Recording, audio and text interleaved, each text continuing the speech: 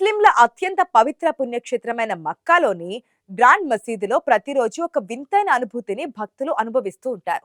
నిజానికి మక్కా నగరం భౌగోళికంగా ఎడారి ప్రాంతంలో ఉంటుంది. అక్కడ వేసవి కాలంలో ఎండలు నిప్పులు చెరుగుతూ ఉంటాయి. ఉష్ణోగ్రతలు తరచుగా 45 నుండి 50 డిగ్రీల సెల్సియస్ ను దాటిపోతుంటాయి.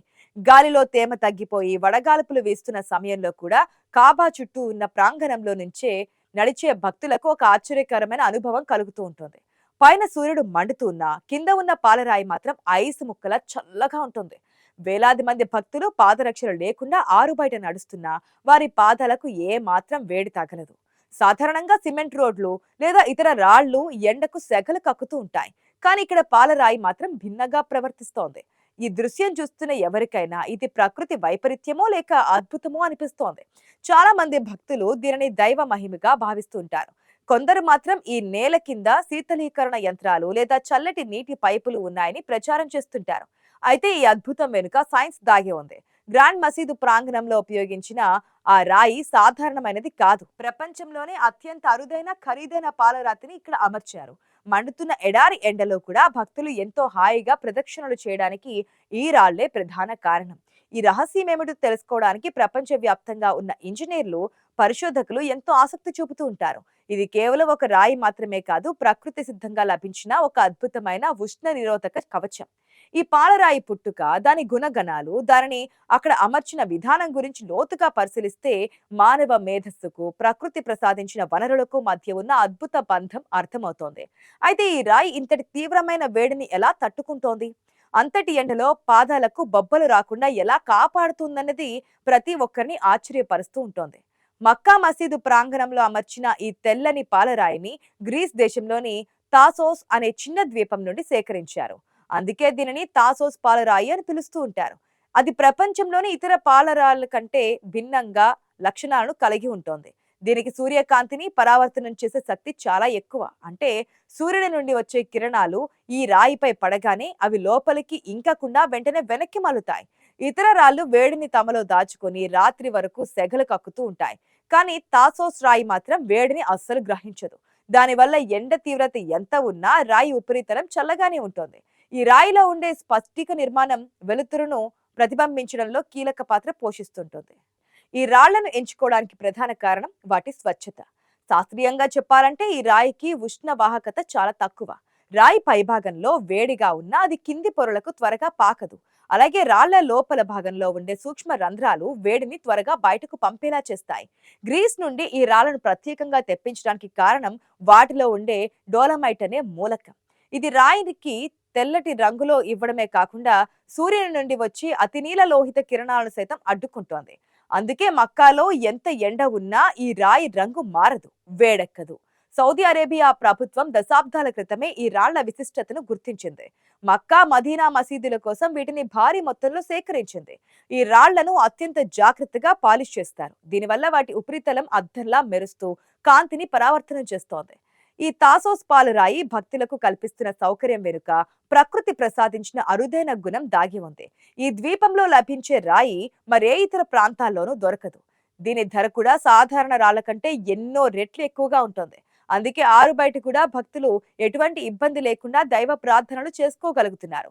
మక్కాలోని ఈ పాలరాతి చల్లదనంపై ప్రపంచ వ్యాప్తంగా అనేక శాస్త్రీయ పరిశోధనలు జరిగాయి. 2021 మరియు 2022 సంవత్సరాల్లో వెలువడిన అంతర్జాతీయ పరిశోధనా పత్రాలు ఈ రహస్యాన్ని విడమర్చి చెప్పాయి. ముఖ్యంగా ఓ అరుదైన అధ్యయనంలో శాస్త్రవేత్తలు ఈ రాయి యొక్క లోతైన గుణాలను విశ్లేషించారు. సాధారణ తెల్లని పాలరాతితో పోలిస్తే తాసోస్ రాయి ఉష్ణోగ్రతను పంపిణీ చేసే విధానం అద్భుతంగా ఉంటుందని వారు తేల్చారు.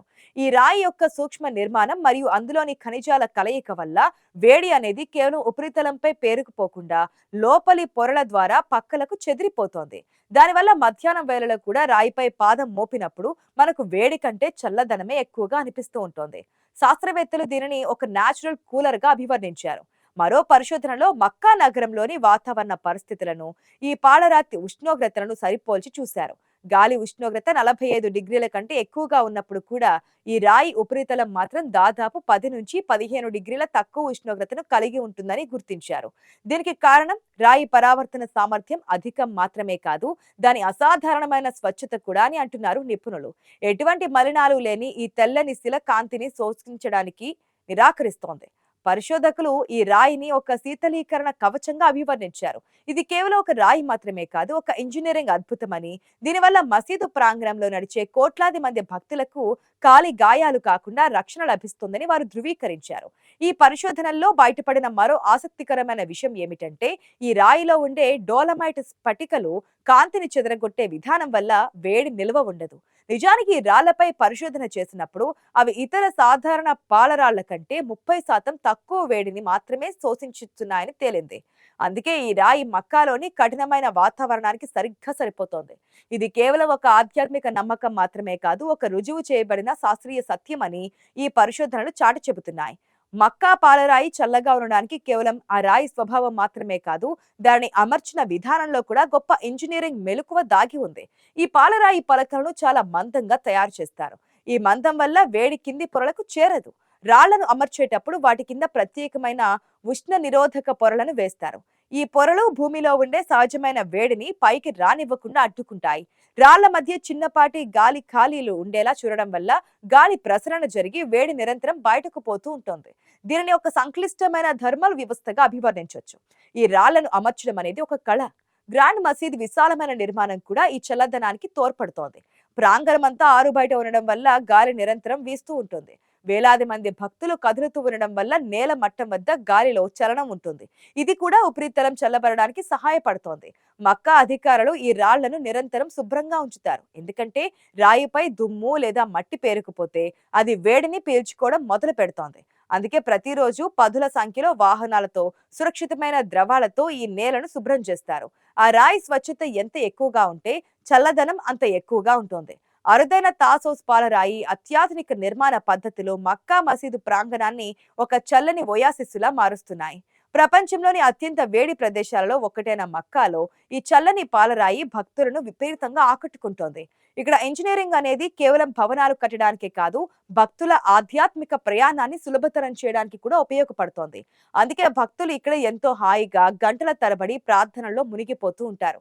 ప్రకృతి సిద్ధమైన రక్షణ, మానవ నిర్మిత అద్భుతం కలిస్తే అది ఎలా ఉంటుందో మక్కా మసీదు ప్రాంగణమే ఒక సాక్ష్యం.